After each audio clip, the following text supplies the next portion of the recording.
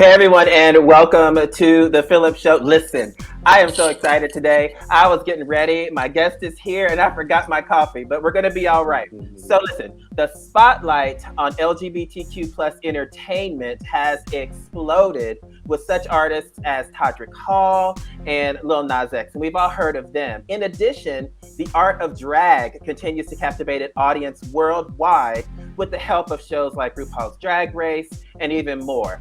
So, known for her dynamic performances as an entertainer, her impeccable style both on and off the stage, and her positive impact in the LGBTQ plus community, and here to talk about all things drag, drama, and dreams, please welcome to the show, Nikki Diamond Simone. Nikki! Hello, Philip. Hi, how are you? I am wonderful. How are you? I am doing excellent. I am so glad you are here. You look wonderful. I love everything that's going on there. Thank you so much. Thank you.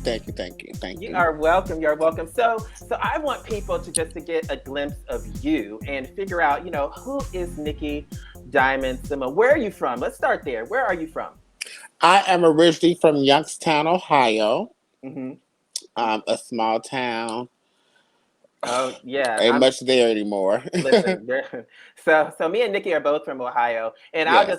I'll just break the ice for both of us. We go way back, Yes, we did. way Way back. back. And one of the things that is so interesting to me is your confidence and your sense of who you are. On this show, we talk a lot about journeys, and Mhm. everybody has a story. Have you always been as confident as you are today?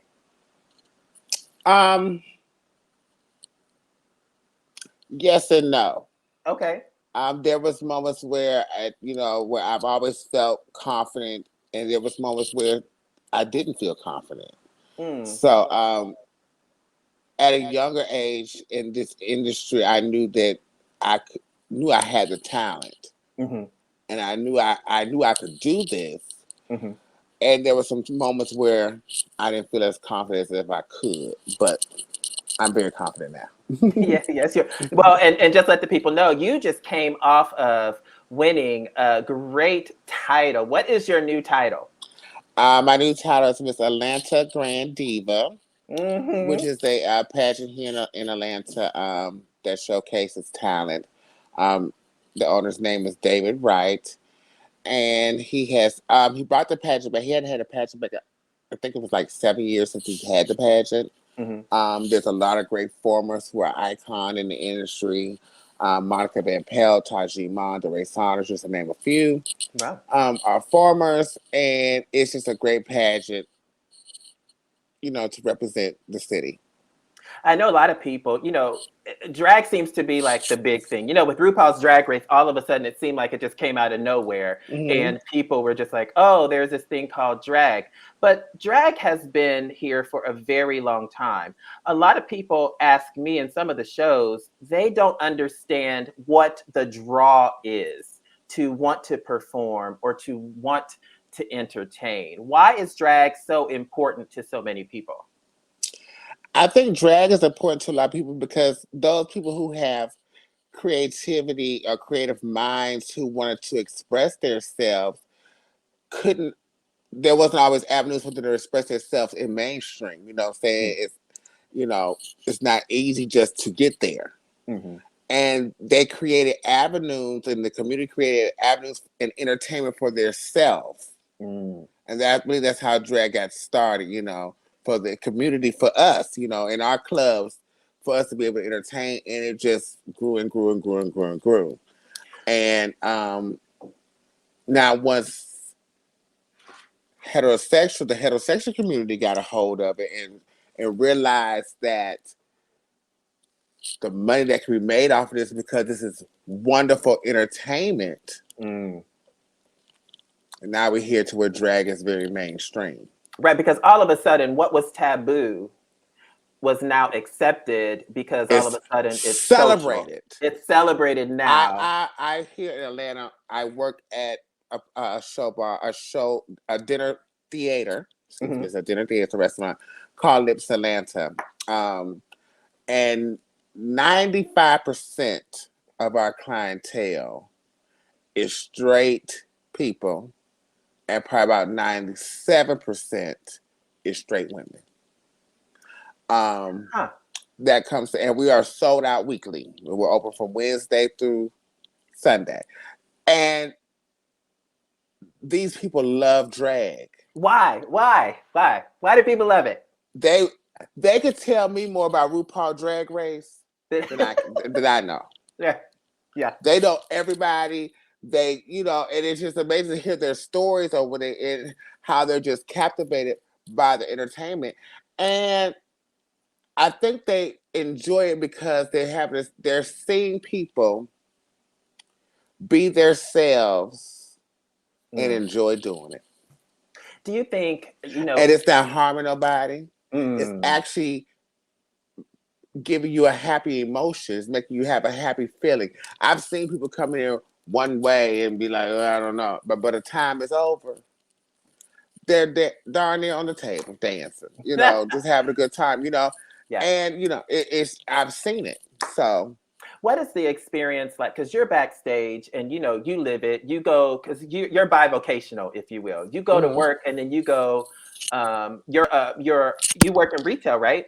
Yes. You're a retail expert. And then you go and do shows at the dinner theater. And I know that people love watching drag, but I know there's also another reality too, because, sometimes the people who are performing, it's happy in those moments, but everybody's not accepting all day long and in all walks of life and in every single situation. What is it like to have that outlet, but for some who are performing, know that that's really the only opportunity they may get to really be themselves? Is that difficult? I would assume for them that it is. Mm-hmm. It's in my dressing room. I think everybody's confident in who they are in the dressing room. My cast, because we live in Atlanta. Yeah. It's a different type of atmosphere here. Yeah. We basically the LGBTQ run the city. Okay.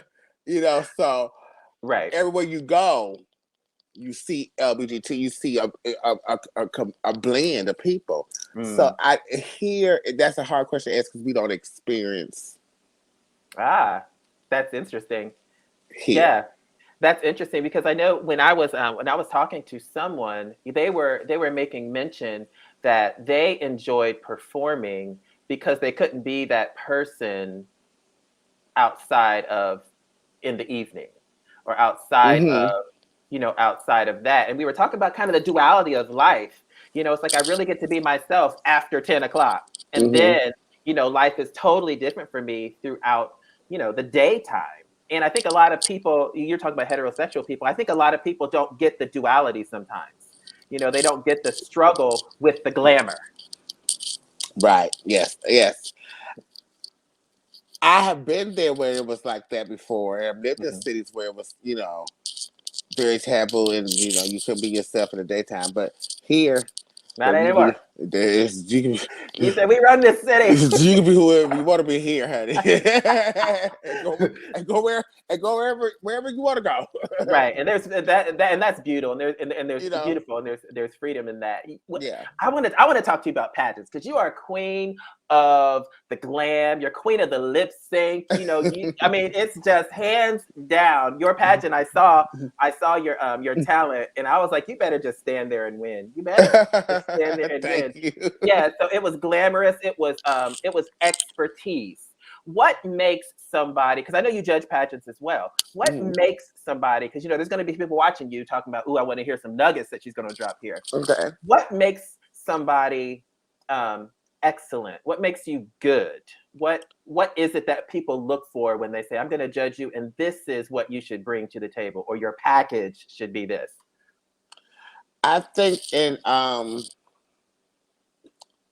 preparing for pageants, is you want to put your you want to strive for excellence. You want to. For my experience, it took me to lose a lot to know how to win. Yeah. Some people come out winning out the gate, and that's their story, and wonderful for them. But for me, it took me to learn how to lose, win, and why I was losing. Mm. And in pageantry, you need to pay attention to the details. Detailing is Detail. so important. Like I told somebody before, in this day and age, everybody has access to everything now. It's Mm. so easy. But before, in years before, you didn't have access. Some people had access. You had to go through this person to get rhinestones. You had to go through this person to get a beaded dress. Now you can just go get whatever you want yourself. Mm. So everybody has access to rhinestones, beaded dresses, beautiful hair. This person, this person, this person, So that basically, person. what you're saying is there's no excuse. Yeah. So there's no excuse. And then everybody now is spending money. You know what I'm Mm. saying? It costs a lot of money to compete. So everybody's spending money. Everybody has access to everything. So now what you have to do to set yourself apart is become more creative and Mm. learn how to outclass your competition, outstage your competition on the stage, because everybody have on beautiful dresses. Mm. Everybody brought a good talent. Mm-hmm. But now you have to realize, what can you do, strive to set yourself apart and use what you are strong at as your advantage. How important is character? There's Character is extremely important. I was at a pageant last night, mm. Miss Sweetheart International, and I was watching the pageant. Mhm. I did from sportswear. I didn't see presentation, but I saw sportswear talent down and question. Everybody had a show-stopping evening gown. I Mhm. loved every evening gown. It was 4 girls that came out there. Mhm. But the girl who won the category, her character, her stage Mm. presence overpowered Mm. Mm. the other beautiful girl's gowns, because she had an ambiance and a presence about The herself. presence. Yeah. And her confidence you felt her confidence. And that's what sets you aside. And Pat, when I just said you have to learn how to outclass your Hmm. competition, she out. Does class, and I'm asking questions because people I know are going to ask, does class equal beauty?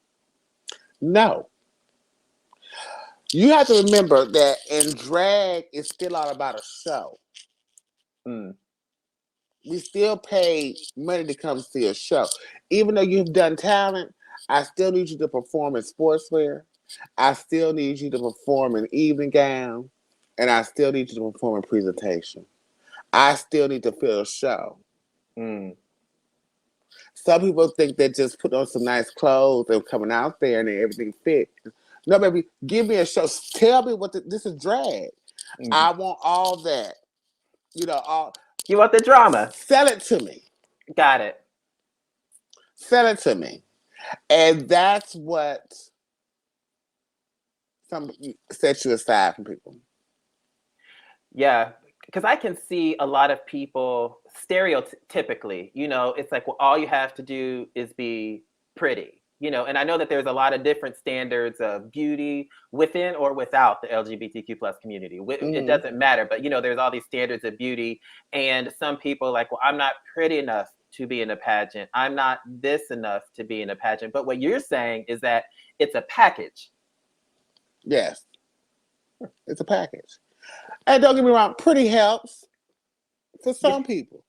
Oh, that's why I need my coffee. I need my coffee. It helps, Yeah. but it's still a total package. I've also seen pretty lose. Mm. No. So that's how we want to Yeah. describe it. You know what I'm Yeah. saying? So What is it about? Because I know that balls are really big now, and I know that the ballroom scene and this pageant scene are two different scenes. What is yes, it about pageants? And you mentioned them being expensive. Why do people keep going back if it's so expensive? expensive? Is there like a community, a family element that you want to be a part of this particular family? Why keep going if it's so expensive? It's a competition. People like Mm, competition. mm, So it's just different way, it's a different way that people like to compete. mm-hmm. You know, people spend a lot of money in them dog competitions on them dogs. Yes, they do. They spend a lot of money in the horse competition on them horses, getting them prepared and groomed. So to win a competition, they don't always win.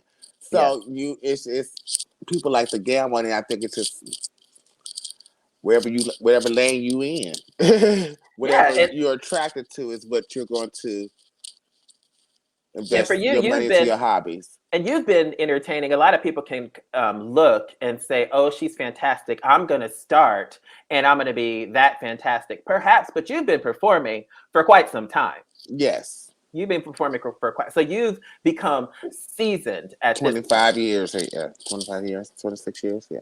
25, 26 years. And I also know, listen, I got this little tidbit that you were honored in the Vision and Community Foundation Black Tie Gala Royal Imagination, the Revolution of Fashion and Style. You were honored there.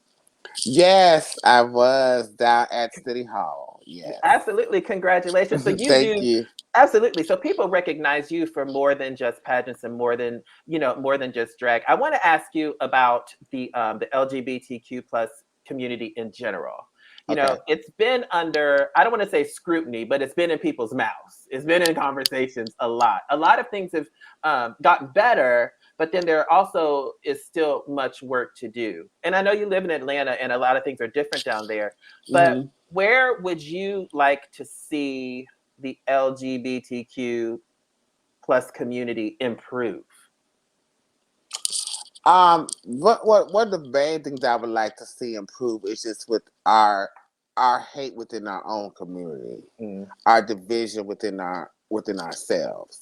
mm, Um, and I think because of the way that we've been structured since we were brought over here. Catch it, y'all. Go ahead. Division has always just been a part of our lives, no matter in what capacity, Yeah. because that's what we've been taught. Mm, We were divided.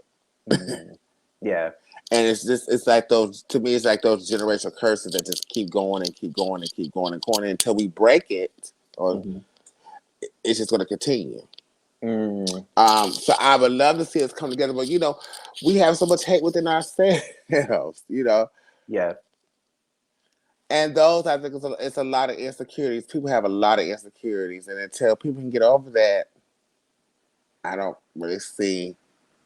We can keep trying to change as much as we can and get somebody to people realize of their insecurities, but you're gonna do it one by one. Yeah. What would you say that you are, because it's been a journey, what would you say that has changed for the positive the most? What you've seen out of 25 years of doing shows, out of all of this, what has changed the most that has the most positive impact? I think,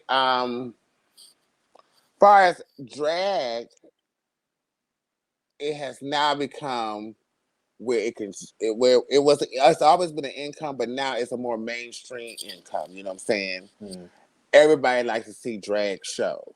Well, mm, majority of people like to see. They enjoy drag shows, or now you have straight people who love to go see drag shows. You have blacks, whites, Asians. Everybody loves a piece of drag, and now drag is now exploding. Not just worldwide. You have drag race over in Canada, Australia, London. It's becoming mainstream as a great source of entertainment. mm, yeah. Um, as a whole, I would just like to see it. I just want people to be able to live. Mm. You know what I'm saying?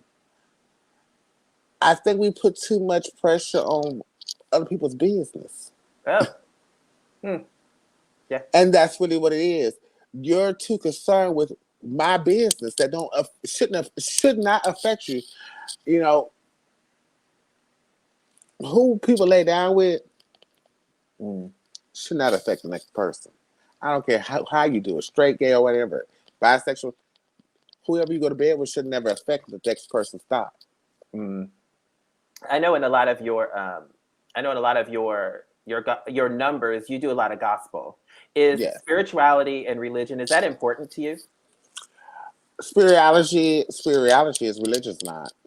Mm, Um, Religion, I, for me, I'm spiritual. okay. I'm not religious. What's the difference? I think religion is taught. Religion is taught. Huh. Spiritual is something that you feel and you know. It's an Mm, emotion. It's something. It's a revelation. There's I know there's a God. I know there's a higher power. Do I feel like he had all those religions because everybody, all those religious beliefs that hmm people like to put in religion? No, Yeah. not. And you say he's the God that he is. Oh, so it's kind of like hypocritical. You can't say Yeah, this and that at the same time. yeah. At the same time, you can't Mm, tell me this is the God of love, and then he'll turn around and do this to you. hmm Yeah. You know, no. Yeah, and I've heard that same kind of dichotomy from people. Mm. It's like, you know what, I'm spiritual, but something's a little bit off with how you're presenting, this. It You seems know, a little. it's like this. We were giving people like to use the Bible. And this is my beliefs. Hmm People like to use the Bible. I grew up on the Bible, so I know it. I've read it backward, forwards, and stuff, and just for it, and grew up Church of God in Christ, and so I know what we were taught. But I hmm also know God gave me common sense, Hmm. and these are stories Mm. of, first of all, science is real. Mm. Some of this stuff don't even make no sense, don't even seem past or possible that could even really actually happen. We're gonna say it did, okay. Right. But these are people's stories that they told you. Got you. Got you. We don't know if these stories are true. You want to believe it is. You have the faith that you just want to believe in this. Right. But we don't know if this is true. Mm. Because again, somebody wrote this and told you this and passed it down. Mm. Where do you now, even after all of these years, even after all of this confidence, because you've gone through a lot of health changes too, Yes, I have. and I don't know if you want to share, Okay, but we can talk about it. what happened? Okay, so as I think over the years of my body, I had to have a major surgery. I was going through some changes in my body with my legs, not really knowing, and it's been going on for about. It had been going on for about. I would say from about 2013 to probably about 2020 Okay. when I realized what was going on. Um, and it progressively gotten worse with my leg, and it just wasn't cooperating or doing what I want to do. It became hard to walk. Mm. Um, there was a lot of pain. Um, I just noticed it was just kept changing, but we couldn't figure it out what it was. Yeah. So in 2020 during the pandemic, and that's just why another reason why I'm spiritual, because I think God works for you when he knows it's time to work for you when you pray about things. Um, I finally got a CAT scan. We realized what was going hmm on my neck, where there was 5 discs that was pressed on my spinal cord, which was in jeopardy of snapping, Oh. which left me paralyzed. Right. Um, so they went in, and on August 28th of 2020, which was the perfect time during the pandemic, we were already in the house, wasn't nobody doing nothing. Perfect time to go ahead and get your surgery done. So I was like, okay, perfect. Yeah. And they removed the disc, and now I have 5 screws on my neck. So it's a 2-year recovery process. So I'm better. And it's getting better. I don't know if I'm going to get back to 100%. I'll be able to walk and maybe put on heels and stuff, and high heels stuff again. But I don't need to. I'm old now anyway, so good. No. Uh, but I dealt with those health issues Yeah. and stuff Where like that. and you still won your pageant, and you still perform at the dinner theater. Where do you Yes. find the courage to say, I see these obstacles and I see these challenges and I feel them, but I'm gonna continue to move forward? Where do you find that kind of courage? Um, it's just something that it's just in me. I just, as long as I can still do it, Yeah. I'm gonna do it. And I think that's just what it is until, I can't maybe do everything that I used to do and dance and do all that kind of stuff, but what I can do is still effective. And what I can do is still very entertaining. They still give me a standing ovation when I'm done. So I feel that there is a talent that God has given me to be able to still perform. And I guess within any capacity that I can entertain in, He allows me to do it. I surprise myself sometimes. Like, oh wow, Yeah. okay. Right. Yeah. No, I mean, absolutely. When you have those kind of scenarios and situations, I can definitely understand. For someone who is watching you right now, completely just in awe of your strength, your accomplishments, and maybe still in need of some kind of encouragement, or they're facing something that they don't know if they can get over. What advice would you have for somebody who just needs to make it? you, this is what I've lived by. This is one scripture Bible that He won't put more on you than you can bear. So I feel like if it come my way, I could beat it. Mm, I just got to figure out how to beat it. mm, And I've always been like that. I push past it. I know I can get past it some kind of way. Some kind of way I got to get past it, yeah. and that's just how I live when struggles come my way. Okay, well we got to find some kind of scenario, Yeah. and Yeah. and when it gets to a point to where I don't know, I pray about God. Okay, now you gonna have to show me because I done tried and I don't know which way to go. So you got to give me some kind of sign or work something out Yeah. for it to happen. What's next for Nikki Diamond Simone? What's next? Um, enjoying life. Mm. Um, trying to make as much money as I possibly can. Ready to buy a home when it becomes back to a buyer's market. Listen. That's really what's next for me. And to continue to try to get better with my health and um my mobility and everything like that. So yeah, that's really what I'm was focusing on. Um, I won the pageant. I came out of retirement to do one more. That was the one more, and gratefully that I was able to win and bow out gracefully. I've enjoyed competing for the years I did, but it's not where my heart is anymore. Mm. Um, I enjoy going to. I enjoy watching. I enjoy helping people. Mm. That part of pageantry, I don't enjoy having to actually do Right. it no more. So, and people, they say, "Oh, you should give up." We said, "It's not. I'm giving up. I've done. I had. All right. It was nice. It was fun Yeah. when I was doing it. Now I'm just not. I don't have Yeah. to do it. Yeah. You're going into a new season. Yes, I enjoy seeing other people accomplish it. Well, that's wonderful. Well, Nikki, thank you, thank you, thank you for coming on the show. You're And so welcome. yes, and good luck tonight at your show. What time your show Thank you. start? Show doors open at 7. So Doors open at 7. shows probably start around about 8 o'clock. About 8 o'clock. So if you're in the Atlanta area, she works at what's the name of it again? Nikki Lips. Lips Atlanta. She works at Lips Atlanta. So if you're in the Atlanta area, make sure you stop by and see Nikki. Nikki, thank you so much. You're welcome. That was Nikki Diamond Simone.